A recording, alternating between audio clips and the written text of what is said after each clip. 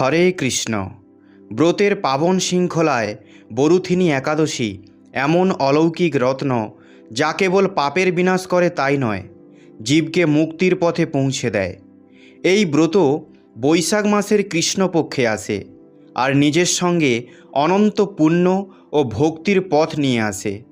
শাস্ত্রে এই দিনকে 10,000 বছর কঠোর তপস্যার সমান ফল প্রদানকারী বলা হয়। যদি কেউ অত্যন্ত পাপী ব্যক্তি বরুথিনী একাদশী ব্রত করে, তাহলে তার পাপের প্রভাব ধীরে ধীরে নষ্ট হয়ে যায় আর সে উচ্চ লোক প্রাপ্ত করতে পারবে।